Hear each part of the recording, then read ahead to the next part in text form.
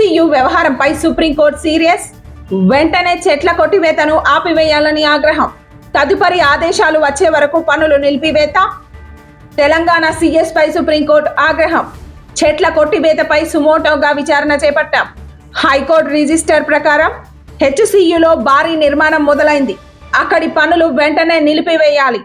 100 ఎకరాల్లో అడవిని నాశనం చేశారు. నెల రోజుల్లో నిపుణుల కమిటీ ఏర్పాటు చేయాలన్న సుప్రీంకోర్టు. ఈ నెల 16 లోపు అఫిడవిట్ దాఖలు చేయాలని సీఎస్ కు సుప్రీంకోర్టు ఆదేశం. హైదరాబాద్ సెంట్రల్ యూనివర్సిటీ భూ వివాదంలో సుప్రీంకోర్టు తెలంగాణ ప్రభుత్వంపై సీరియస్ అయింది. హెచ్సియు భూ వివాదంపై దాఖలైన పిటిషన్ను సుప్రీంకోర్టులో విచారించింది. ఇది చాలా సీరియస్ ఇష్యూ అని రాష్ట్ర ప్రభుత్వానికి సుప్రీంకోర్టు చురకలు అంటించింది. నెల రోజుల్లో నిపుణుల కమిటీ ఏర్పాటు చేయాలని ఆదేశించింది.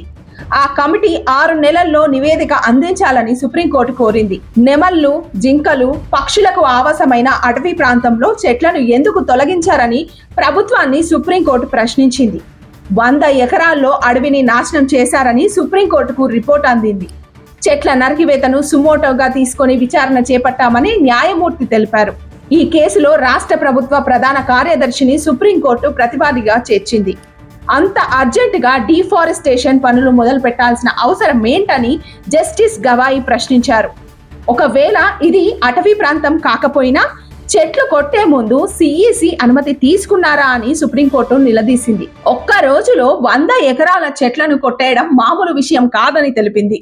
తమ ప్రశ్నలకు సీఎస్ సమాధానం చెప్పాలని సుప్రీంకోర్టు ఆదేశించింది.